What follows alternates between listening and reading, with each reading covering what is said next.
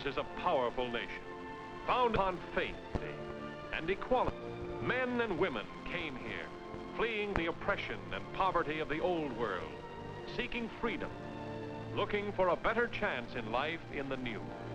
Through the years, the urge for independence, personal and political, grew into the American spirit, a living force that is the foundation of our power today, an urge toward wider horizons that is still pushing on.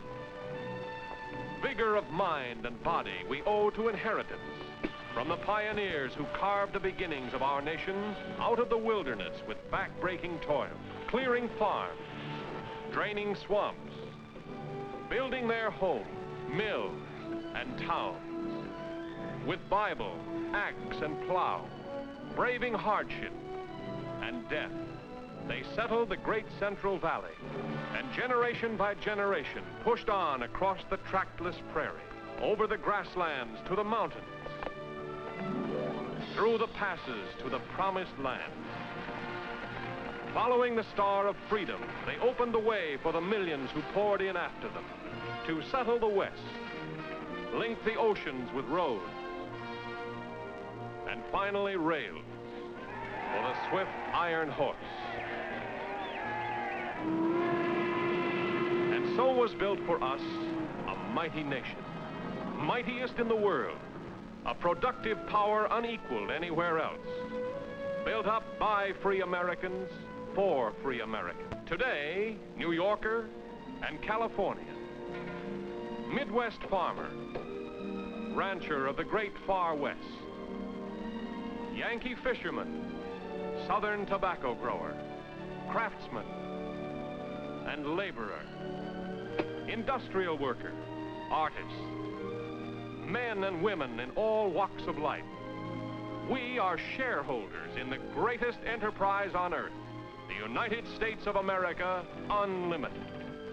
Our strength, character of our people, young in heart, independent in thought and nature, skilled of hand, inventive, industrious, and creative. All these go into the shaping of an American out of this great melting pot of races and peoples. The highest class of skilled craftsmen has been developed by American labor and industry. American enterprise has harnessed fire and water, wind, sun, and soil to produce an abundance of everything. Giant turbines, generators, motors turn the wheels of production throughout the land. Factories seethe with steam, flare with flame, belch smoke and fumes, roar and strain, night and day, to produce more and more of the vital materials and the commodities of this industrial age. From the earliest dawn of civilization, commerce and trade have determined a nation's standard of living.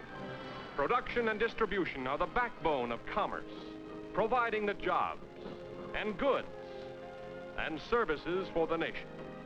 In mass production, this nation has no equal. The automotive industry, the assembly line, turning out so many things so fast from interchangeable parts.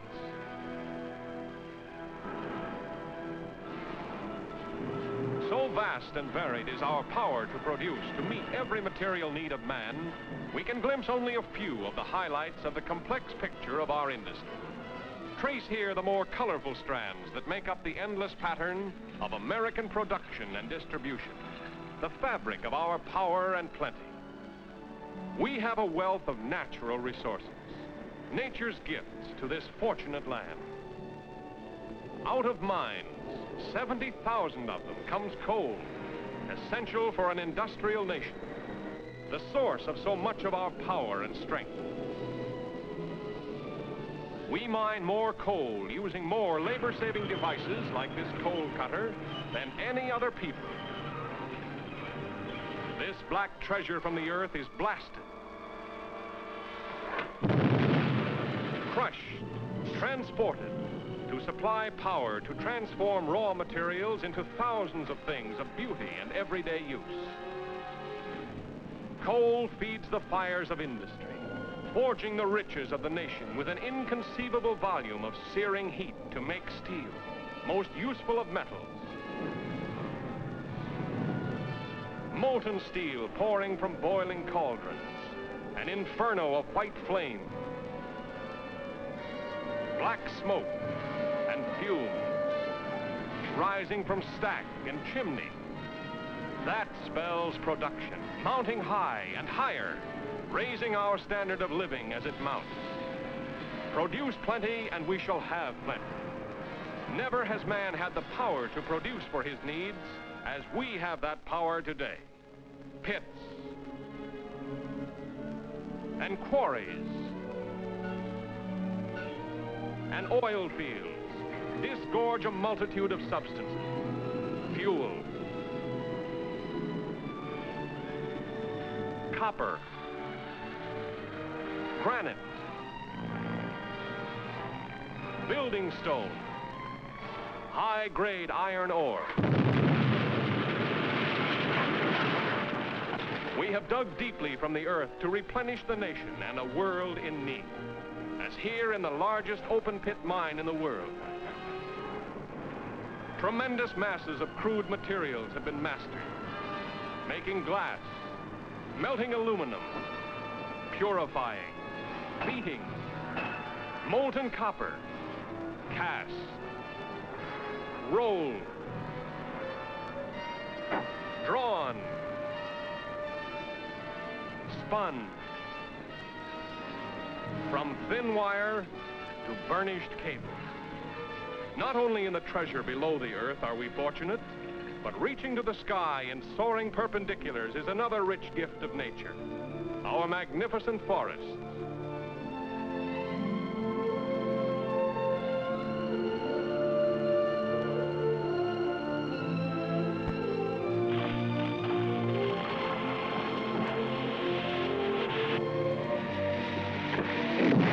To enrich and beautify our land, we must plant another tree for every one we cut.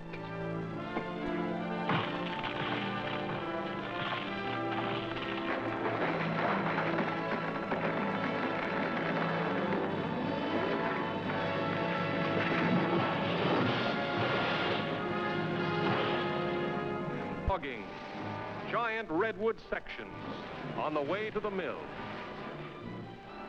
Pine, cut with precision, converted into lumber by ingenious power-driven machines.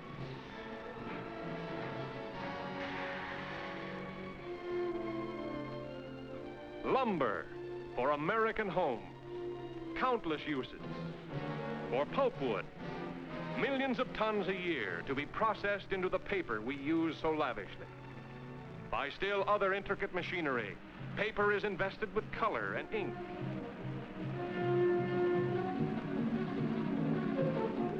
The press, a free press, a powerful protection to a democracy is the right to information as guaranteed to us by the Constitution. Our press, augmented by radio, communicates truth, knowledge, and understanding to our people and to all the peoples of the world.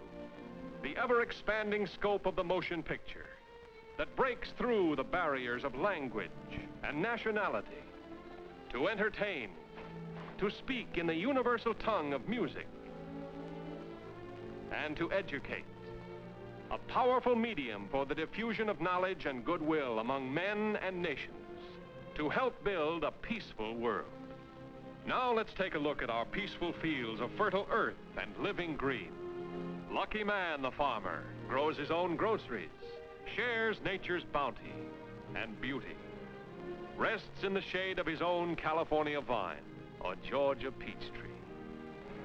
By means of tractor and harvester and combine, by improved machinery and tools and equipment, our farm production is prodigious.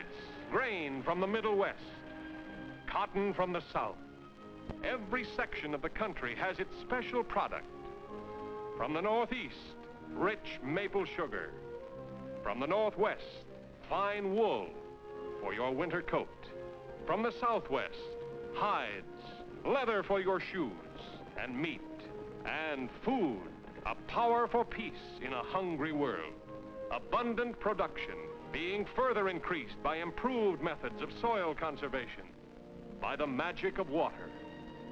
Here, a giant man-made canal detours billions of gallons to acres that never bloomed before, transforms them into wide expanse of rich green fields to yield a bountiful harvest.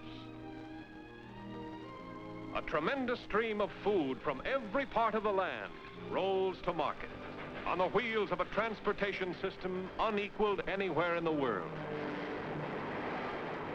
A salute to American enterprise, engineering skill, capital, and labor that has built up and constantly improves our vast network of railways, highways with their fleets of trucks, our system of waterways, shipping, canals for inland transportation, breathtaking bridges, and for air transport, the plane, an American invention that has shrunk time and distance, brought continents within a night's journey of each other. Conquest of the air. We are only beginning to comprehend its power. We have put rivers to work, harnessed the floods with gigantic dams of concrete and steel to make power, electric power, white coal for industry. River current transformed into electric current, carried from powerhouse over the miles to your house, to the houses of industry. Electricity powers this modern robot, which shapes a formless mass into delicate glass tumblers with fantastic ease. And without the touch of human hand, performs an unbelievably intricate task with rhythm and precision. Turns out the finished article by the thousand.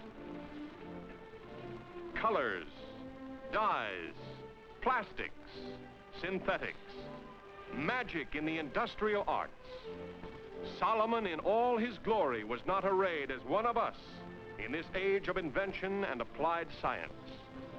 Yes, since Benjamin Franklin first discovered electricity, we have come a long way in mastering and directing this wizard force to make power and light. But nations do not live by their material power alone. Our basic principles of government, by the people, with liberty in law, our free institutions, faith in God and man. There is a real power behind the nation. Whether this American way of life, this last best hope of earth shall endure, is up to us. Farmer and mechanic, teacher, doctor, businessman, and banker. What are we doing to strengthen our great heritage? Today, the peace of the world depends on the stability of the United States. The nation's strength depends upon the wisdom, the work, and the thrift of the people. Our security is the nation's security. That is why our Treasury urges us to save purity and regularly in United States savings bonds, the safest investment on earth. Our shares in the future strength and prosperity of America. The land we own, the land we love.